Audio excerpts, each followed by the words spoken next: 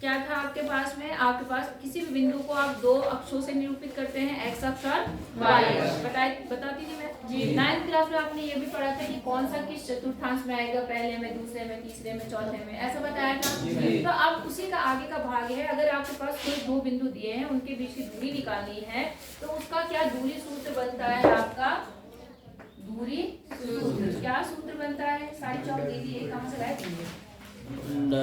Under root जो बिंदु दिए हैं, बिंदु मान लो पहला बिंदु x1 y1 है और दूसरा मान लो है x2 y2। इन दोनों बिंदु के बीच की अगर दूरी निकालनी है, ये दोनों बिंदु मतलब जो बिंदु दिए हैं, पहला x1 होगा, दूसरा y1 होगा, दूसरा x2 होगा और ये y1 होगा। समझ गए?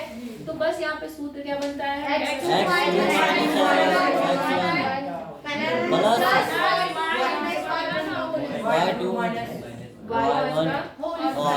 इसी सूत्र पे आपकी पूरी एक्सरसाइज बेस्ड है। बात समझ में आ गई? तो जो नहीं आए थे कल, अब बारिश रहती है, माना तुम्हारे बारिश है, लेकिन थोड़ा बहुत तो तुम लड़के हो, कूदते फांदते कहीं से भी आ जा सकते हो। बहुत ज्यादा बारिश है तो मत आओ, क्योंकि रास्ते ज्यादा खराब हो जाते हैं। लेकिन नॉर्मल बारिश है तो आप आ सकते हो। नॉर्मल मतलब समझ रहे हैं आप लोग कौन सी बारिश की बात कर रही हूँ मैं।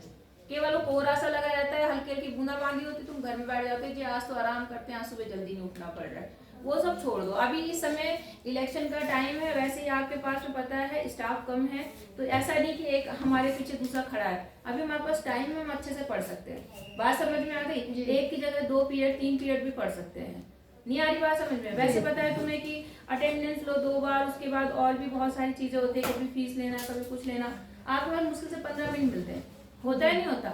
और ऐसे रहेगा तो कम से कम आपके पास में काफी टाइम मिल जाएगा। तो आओ, जितने दिन इलेक्शन है उतने दिन तो बहुत अच्छी पढ़ाई हो सकती है तुम्हारी। आई बात समझ में? तो मैथ वाले जरूर आ जाओ। होम साइंस के ठीक है, सर मैम नहीं है अभी, और भी सब्जेक्ट के नहीं है, तो उनका कोई बात नहीं, उनका चल जाएगा। समझ में आ रही बात? तो हल्की फुल्की बारिश में ऐसे मत सोचो हाँ तेज बारिश है, बहुत ज्यादा है तो मत आओ, तब कोई दिक्कत नहीं है, क्योंकि रास्ते में फिर कुछ भी हो सकता है, इसलिए अपनी सेफ्टी भी जरूरी है।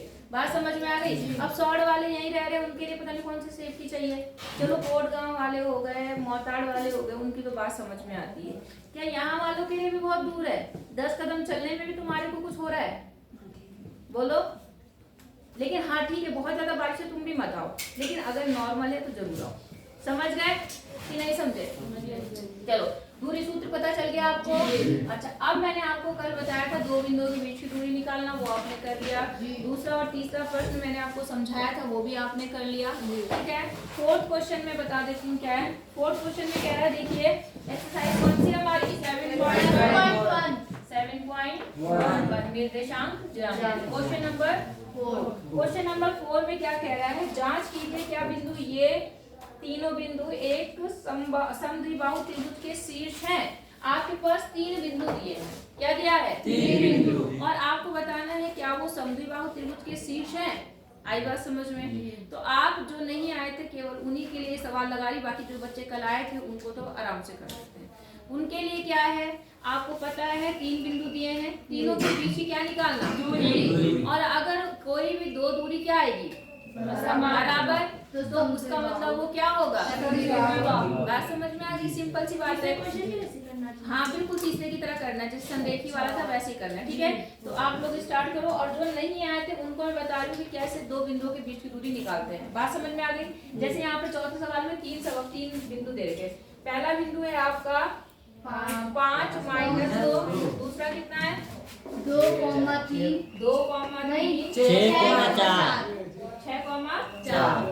6,4 और अगला कौन सा है 7,-2। देखो ये 3 बिंदु दिए। आई बात समझ में? तो इसे हमें बताना है कि क्या ये समद्विबाहु त्रिभुज के शीर्ष है। तो हमें पता क्या चलेगा, मान लो हमने एक त्रिभुज बना दिया, ऐसे बना दिया, मैंने अभी केवल ऐसे बनाई, इसको बनाने की जरूरत नहीं है, लेकिन मैं सिर्फ समझाने के लिए कर रही हूँ। मान लो पहला बिंदु ये हो गया, दूसरा 6 और 4 हो गया, तीसरा कितना है 7 और -2। इतनी बात समझ में आ गई? अब हम इन दो बिंदुओं के बीच की दूरी निकालेंगे, फिर इन दो बिंदुओं के बीच की निकालेंगे और फिर इनके बीच की निकालेंगे। अगर इनमें से कोई दो दूरी बराबर आएगी तो हम क्या कहेंगे कि हाँ ये समद्विबाहु त्रिभुज के शीर्ष है, अदरवाइज नहीं। बात समझ में आ गई आपको? चलो, तो मैंने आपको दूरी सूत्र बता दिया। ये है आपका D = दूरी सूत्र आप लिख चुके हो। देखो ये है x1, ये क्या है y1, ये क्या है x2, ये क्या है इसको x1 y1 मत मान लेना, सॉरी x1 x2 मत कर देना। पहला x कोऑर्डिनेट होता है, दूसरा क्या होता है y कोऑर्डिनेट, ऐसे ठीक है। तो यहाँ पर ये हो गया। अब देखो समझो यहाँ पर, तो देखो यहाँ पर क्या होगा बताओ, अंडर रूट कितना है x2 minus 6 minus 5 square 6 minus 5, जो नहीं आए थे उन्हें समझ में आ रहा। देखो x2 कितना है 6 है और x1 कितना है 5, इतना और उसके बाद इसका क्या है स्क्वायर, समझ रहे।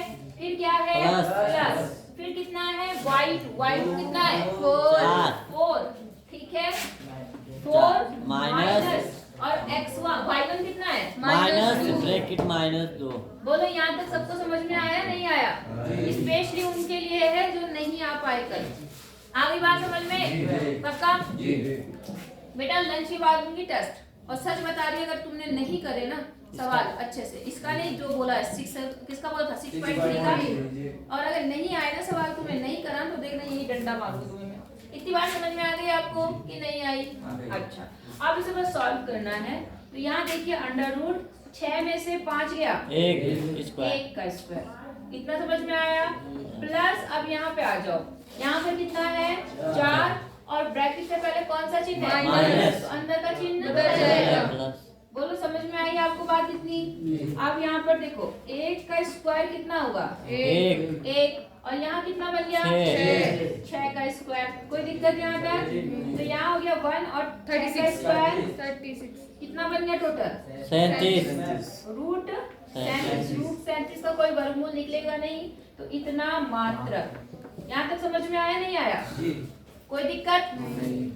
वो बच्चे जो नहीं आए थे उन्हें समझ में आया? रविंद्र अभी लिखना मत, अभी समझना केवल, इतनी बात समझ में आ गई। अच्छा आप जब इसके पास आए तो इनमें से भी एक को x1 y1 मानो, एक को x2 y2 मानो, किसको मानना चाह रहे हो आपकी मर्जी है, कोई दिक्कत वाली बात नहीं है। समझ गए? मान लो इसको आपने x1 y1 मान रखा, यहाँ पर इसको x1 मान लो, इसको क्या मान लो y1 मान लो, अब इसे मिटा दो, कोई दिक्कत है?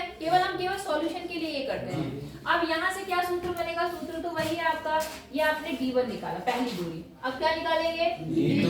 तो बताओ यहाँ पर कितना आएगा अंडर रूट, किसमें से किसको माइनस करो 6 माइनस 7 का होल स्क्वायर, प्लस दूसरा क्या लिखूं 4 माइनस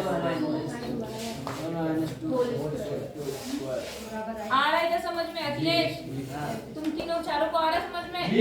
इतनी बात समझ में आ गई। अब सॉल्यूशन निकालते थे, कितना आगे देखो यहाँ पर 1 का स्क्वायर लग गया, अब यहाँ थोड़ा सा शॉर्टकट कर रही हूँ है ना, 4 और यहाँ पर ये क्या हो जाएगा प्लस 2, 4 और 2 6 का स्क्वायर, तो यहाँ पर भी कितना आ गया? वैसे तो आपका पहले ही आ गया है 37, लेकिन हमें फिर भी क्या करना है, एक और निकालना है। मैम जी अगर 6 में से 7 को घटाएंगे तो माइनस का 1 आएगा जी। हाँ तो माइनस का 1 लगा लो, गलती हो गई लो, और ठीक है आंसर स्क्वायर करने पर क्या आएगा प्लस। इसी बात समझ में आ गई? ठीक है, कम से कम वो गलती तो पकड़ ली, यहाँ तो सिर्फ बैठे हुए आराम से। अच्छा अब आ गए हम लोग d3 निकालेंगे, क्या निकालेंगे d3। तो इसको आपने x1 y1 मान रखा, मान लो इसको मान लो आप x2 है, ये y2 है। मेरी बात समझ में आ रही है? ये केवल कैलकुलेशन के लिए मैं ऊपर लिख रही हूँ, ऐसा नहीं कि मैंने इसको x1 y1 माना है तो ये हमेशा x1 y1 रहेगा। नहीं आई बात समझ में? आ गई? आप किसी बिंदु को भी पहला मान सकते हो, किसी को भी दूसरा मान सकते हो, उससे कोई फर्क नहीं पड़ेगा, आंसर आपका हमेशा सेम आएगा। देखो इसके लिए मैंने इसको पहले x1 y1 माना था, इसके लिए मैं x2 y2 ले लूंगी, उससे कोई फर्क नहीं पड़ेगा। बात समझ में आ गई? अच्छा अब कितना बन गया बताओ फिर से यहाँ पे सूत्र लगाने पर? तो 5 माइनस 7 हाँ 5 का whole square plus minus 2 minus 2 plus minus 2, ठीक है ना, इसका होल स्क्वायर। अब देखिए यहाँ कितना होगा, यहाँ कितना होगा माइनस का 1 मतलब माइनस का 2 और यहाँ कितना होगा, ये माइनस और ये माइनस क्या हो जाएगा प्लस, माइनस 2 और प्लस 2 कितना आ गया? कट 0 आ गया जी, कट कितना आया 0 का स्क्वायर मतलब 0। अब 2 का स्क्वायर कितना होता है 4 का वर्गमूल क्या होता है 2। तो देखिए ये और पहला वाला, ये और ये दोनों बराबर आ गए जी। हम कहेंगे यहाँ क्योंकि D1 बराबर D2 है, अतः ये क्या होंगे, एक समद्विबाहु त्रिभुज के शीर्ष है। बस आई बात समझ में? आप समझ में आया नहीं आया? ये सवाल मैं कराने के मूड में नहीं थी, लेकिन बस तुम्हारे चक्कर में कराया। हो जाएगा नहीं होगा? D1 बराबर D2, इसलिए त्रिभुज समद्विबाहु होगा, या कुछ भी लिख दे। पहले क्वेश्चन में भी यही करना है, सब में यही करना है। तो पहले क्वेश्चन मतलब अगर तीनों का मान सेम टू सेम आएगा तब क्या होगा? तीनों का तो बराबर कौन से वाले तीनों का? पहले क्वेश्चन में कहा है तीनों। हाँ, पहले। वहाँ तो केवल 2 बिंदु दिए। इस सवाल का केवल इतना करना है आपको, पहला पार्ट। बात समझ में आ गई? 2 बिंदुओं के बीच की दूरी निकालनी। इतनी बात समझ में आई या नहीं आई? ठीक है, करो फिर आगे चेक करती हूँ। क्वेश्चन नंबर 4 देखेंगे, सॉरी 5 में देखो एक डायग्राम दिया हुआ है, यहाँ पर दिख रहा है आपको। इस चित्र में क्या बताया गया है कि किसी कक्षा में 4 मित्र ABCD पर बैठे हुए। देखो एक क्लास में 4 मित्र हैं, यहाँ बैठे हुए। जाओ तुम्हें सर बुला रहे उधर, ऐसे जाओ, ऐसे लेके जाओ। ठीक है, ABCD 4 मित्र कहाँ बैठे हुए? इस तरह से बैठे हुए, दिख रहे हैं आपको?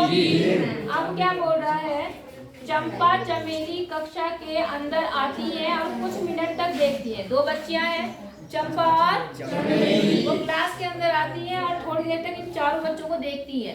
आई बात समझ में? और फिर क्या होता है, देखने के बाद चंपा चमेली से पूछती है, क्या तुम नहीं सोचती कि ABCD एक वर्ग है? बात समझ में आ गई? इसने कहा क्या आप नहीं सोचती कि ABCD एक वर्ग है? मतलब जहाँ जहाँ वो बैठे हैं अगर उन्हें ऐसे मिला दिया जाए तो एक वर्ग है। कि आपको लगता है कि क्या है कि ये वर्ग है? चमेली इससे सहमत नहीं है। चमेली क्या बोल रही है कि नहीं, मुझे तो नहीं लगता ये एक वर्ग है। दूरी सूत्र का प्रयोग करके बताना है आपको कौन सही है और कौन गलत। उसके लिए सबसे पहले आपको वर्ग पता होना चाहिए। वर्ग पता है आपको? क्या होता है वर्ग?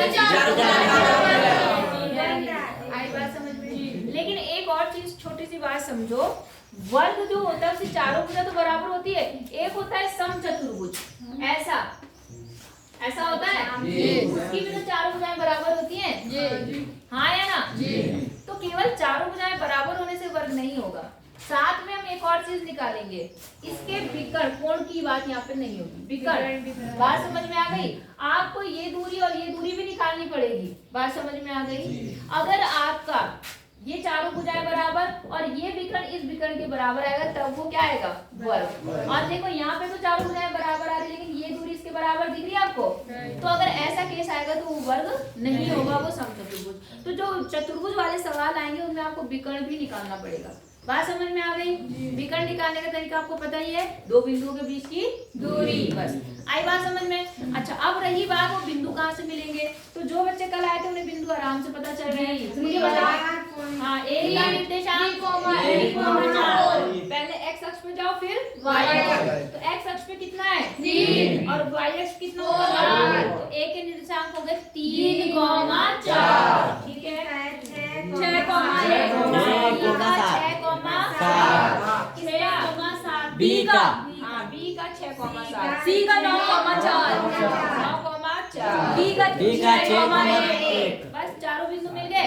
चारों के बीच की दूरी निकालना और उसके बाद उनके विकर्ण भी निकालना। अगर वो क्या है, अरे जस्ट वी निकाल रहे हो, यहाँ 2 बिंदु लिखे होंगे, इनमें से एक को x1 y1 मान लो, एक को x2 y2। अच्छा, आपस में करनी है मैम। समझ गए नहीं सबसे? पक्का?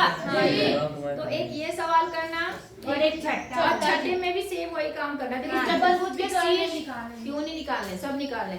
चतुर्भुज के शीर्ष निकाले। मैंने कहा जितने भी चतुर्भुज वाले सवाल है तो विकर्ण निकालना पड़ेगा। बात समझ में आ गई? चतुर्भुज के शीर्ष आपको बताना है, सॉरी ये शीर्ष दिए हैं और आपको बताना है कि यहाँ पे जो चतुर्भुज वो किस प्रकार का है। वर्ग है, समचतुर्भुज है, आयत है। बात समझ में आ रही है आपको कि नहीं आ रही? आ रही। ये और ये सवाल आज तुम्हारे बहुत सारे पीरियड खाली होंगे क्योंकि आज आपको पता ही है ट्रेनिंग के कारण बहुत सारे लोग नहीं है। तो ये सवाल करना और साथ में टेस्ट के लिए तैयार रहना 5th पीरियड में। समझ गए? 5th में आऊंगी मैं। ठीक है, चलो जाओ, से बुला रहे हैं।